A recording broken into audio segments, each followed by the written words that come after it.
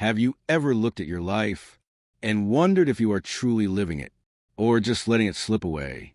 Ryan thought he had time until one moment, one sentence changed everything. A dying teacher's final words, a mysterious letter years later, and a truth that connected his past to something he never imagined. What if the person who inspired your dreams was secretly tied to your destiny all along? Stay with me till the end, because what Ryan discovers will leave you questioning your own choices, and maybe, just maybe, push you to stop wasting your life and start living your purpose. Fire watch till the end. This story might just change the way you see your life forever. Backhand index pointing right. Do not forget to like, subscribe, and share if you believe everyone deserves a second chance. It was a cold morning, the kind of morning when the air feels heavy and the sky carries a quiet sadness. Ryan sat alone on a park bench. His coffee had gone cold, untouched. He stared at the passing people, each one rushing somewhere, chasing something. He felt small, invisible, lost. The sound of laughter from a group nearby broke the silence. Students, young, energetic, full of dreams. They spoke in English, fast and fluent. Ryan smiled faintly, but inside a wave of discomfort rose. He had failed another job interview the day before. They said his English was not good enough. He had tried to speak, but the words fell apart halfway through. His voice had trembled. His mind had gone blank. Now, as he watched others speak with confidence, something inside him hurt. A voice in his head whispered, "You are wasting your life." A gust of wind carried a crumpled flyer across his shoes. He bent down and picked it up. It read, "Free Motivational English Workshop, today at 3 p.m. Ryan stared at it for a long time. He thought about ignoring it, like always. He thought about going home, lying in bed, scrolling his phone till midnight. But then he heard another voice in his mind, stronger this time. What if this is your chance? The clock struck 2. He stood up. His heart pounded as he walked toward the address printed on the flyer. When he reached the small community hall, he froze. Through the glass door, he saw people talking, laughing, confident. He wanted to turn back. He almost did. Then an old man opened the door. His face was calm, his smile kind. "You are late," he said gently. "But you are here. That is what matters." Ryan nodded, nervous. He walked inside, feeling the eyes of strangers on him. He could feel his heart beating in his throat. The old man, Mr. Thomas, began to speak. His voice was deep, steady, filled with warmth. He said, "Most people waste their lives waiting for the perfect time. They wait to feel ready. They wait for luck or someone's help. But the truth is, life does not wait. You must move, even when you are afraid." Those words hit Ryan like thunder. His chest tightened. He felt his eyes sting. He whispered to himself, "Move, even when afraid." As the session went on, Ryan was asked to introduce himself in English. His palms sweated. He stood, voice shaking. My name is Ryan," he began. "I am learning to not give up." Everyone clapped softly. The old man smiled. Ryan felt something he had not felt in a long time. Hope. Outside, the sun began to break through clouds. The cold wind had turned warm. For the first time in years, Ryan did not feel like running away from life. He felt like running toward it. But something unexpected was about to happen. Something that would test his strength in a way he never imagined. Ryan stepped out the hall, his heart light for the first time in years. The world outside seemed brighter, more alive. The laughter of children, the rustling of leaves, the distant sound of traffic. Everything felt sharper, louder, real. He smiled. For the first time, he felt present. But as he walked toward the bus stop, his phone buzzed. A message flashed on the screen. "Urgent! Hospital, come now." His smile faded instantly. His fingers trembled.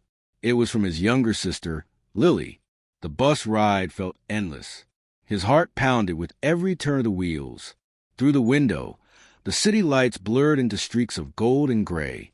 When he reached the hospital, the smell of antiseptic hit him hard. Cold corridors, footsteps echoing, machines beeping in a steady, haunting rhythm. He found Lily sitting on a bench, her face pale and eyes swollen from crying. She looked up, voice trembling. "It's Mom," she collapsed this morning. Ryan felt the floor beneath him disappear.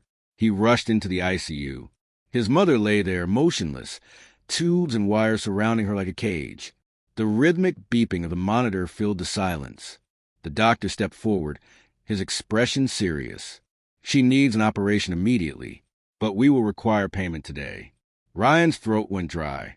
He did not have that kind of money. His last job had been months ago. His savings were gone. He stepped outside the room, his hands shaking. For a moment, he wanted to scream.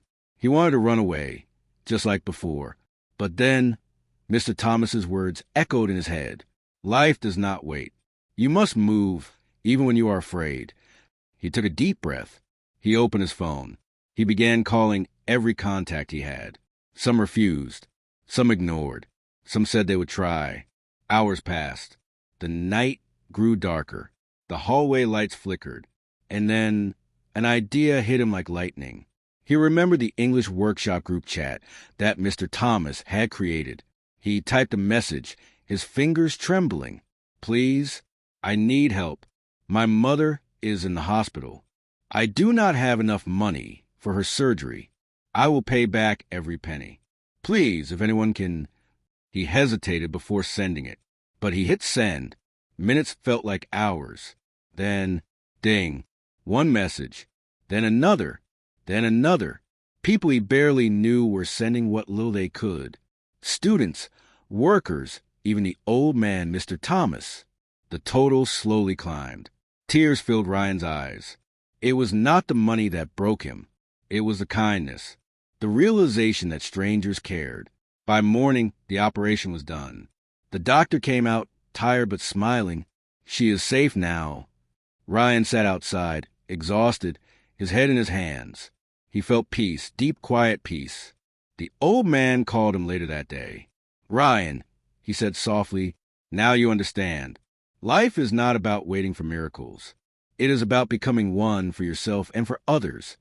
Ryan closed his eyes. He whispered, "Thank you." But his journey was not over yet. In the days that followed, something unexpected began to happen. Something that would change not only his life, but the lives of many others around him. Ryan returned home the next morning, exhausted but calm. The sun was rising, painting the city in gold and orange. He opened the window, breathing in the cool air. For the first time, it did not feel heavy. It felt like hope. His mother was resting safely in the hospital now. He had promised himself that when she woke up, she would see a new Ryan, a stronger one. He sat at his small desk, staring at the mirror. The reflection looked tired, but determined. He whispered, "I will not waste my life anymore." Days passed. He began waking up early, practicing English for hours. He listened to speeches, repeated words out loud, recorded his voice, and improved bit by bit. Every mistake hurt, but he kept going. He remembered what Mr. Thomas had said. Fluency is not just about speaking perfectly. It is about speaking bravely. Soon, he started helping others in the same group who struggled with confidence. He would stay up late, teaching pronunciation, correcting grammar, encouraging them. His voice began to carry strength, not fear. One evening, Mr. Thomas called again. "Ryan, there is an event tomorrow," he said. "We need a volunteer speaker. Someone to tell their story about not giving up. Would you like to speak?" Ryan froze. Him? On stage? Speaking English in front of people? His old fear returned, clawing at his chest. But then he remembered that night at the hospital. The fear, the fight, the help he had received. He smiled faintly. "Yes, sir," he said. "I will do it." That night, he barely slept. He practiced every line, every pause. His hands trembled as he rehearsed. But deep inside, a quiet fire burned. The next day, he stood backstage. The hall was full. Students, teachers, strangers. The bright lights made his eyes water. The air was thick with noise and excitement. The host called his name. Ryan stepped forward. The sound of applause filled the room. His legs shook, his heart raced. He took a deep breath. And then he spoke. "Good evening, everyone," he began. "My name is Ryan. A few months ago, I could not say even this one sentence with confidence. But today I stand here, not because I am perfect, but because I refuse to stop." The crowd fell silent. His voice grew stronger. He spoke about fear, about failure, about the night he almost gave up, and the day he chose to fight back. When he finished, the entire hall stood up. Applause thundered through the air. People were clapping, cheering, some even crying. Ryan looked into the crowd, and there she was, his mother, sitting in a wheelchair, smiling through tears. At that moment, his heart stopped. The world blurred. He could not speak. All he could do was smile, a smile full of gratitude, pride, and peace. But as the lights dimmed and the applause faded, something strange happened. Mr. Thomas, who had been standing near the exit, suddenly fell to his knees. The crowd gasped. Ryan ran toward him, shouting his name. "Mr. Thomas, sir." The old man's eyes were open but distant. He tried to speak, but his voice was weak. He whispered something, barely audible. "Now it is your turn to guide others." And then silence. The hall went still. The applause, the lights, the noise, everything stopped. Ryan felt a chill run through him. Tears welled in his eyes. He held the old man's hand tightly. For a moment, he could not breathe. That night, Ryan did not sleep. He sat by the window, staring at the stars, thinking about those last words. He finally understood. Mr. Thomas had not just taught him English. He had taught him life. And now, it was time for Ryan to continue that mission. The next morning, he created a new group online. Rise and speak. Learn English. Find yourself. Within days, hundreds joined. People from different countries, different struggles. And Ryan, once lost, once afraid, became their guide. But one day, as he prepared his next motivational class, he received an unexpected message, one that would take him back to where it all began, and reveal a truth about Mr. Thomas that would change everything he believed. Ryan sat at his desk, the glow of his laptop lighting up the dark room. It had been months since Mr. Thomas's passing, but his words still echoed in Ryan's mind every single day. He had built something beautiful, a community of learners, dreamers, fighters. Every night, he hosted free sessions online. People joined from Pakistan, India, Egypt, Brazil, all sharing one goal: to learn English. Yes, but more than that, to believe in themselves. Ryan always began his classes the same way. Do not waste your life waiting to be perfect. Start, even if your voice shakes. But tonight was different. As he was about to begin his session, a message notification popped up on his screen.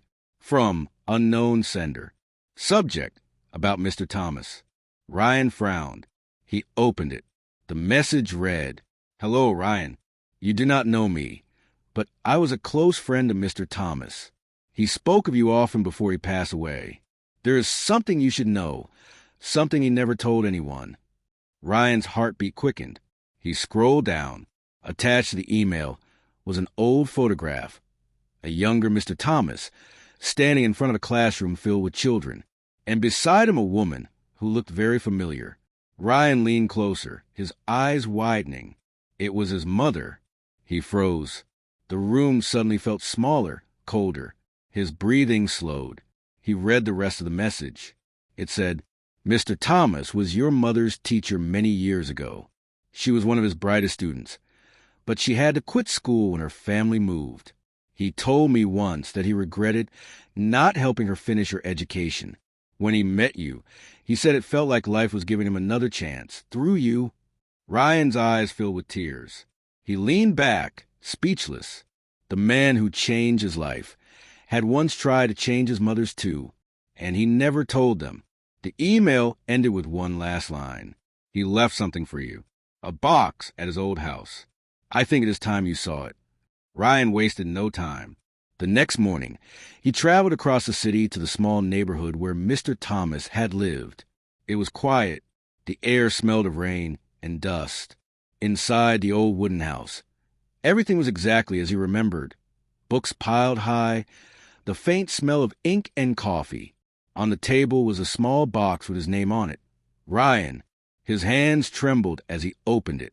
Inside were letters, neatly tied together with a piece of red thread.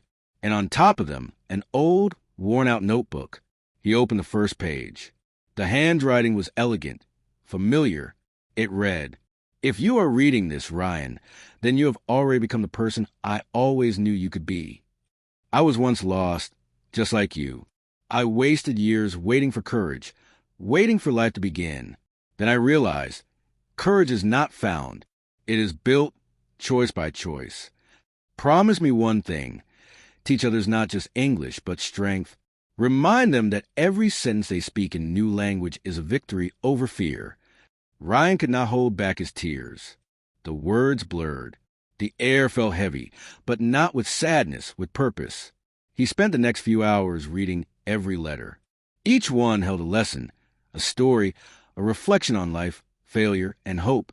In the final letter, the words were simple. "Do not let my dream end with me. Continue it, and never stop moving forward." Ryan closed the box slowly.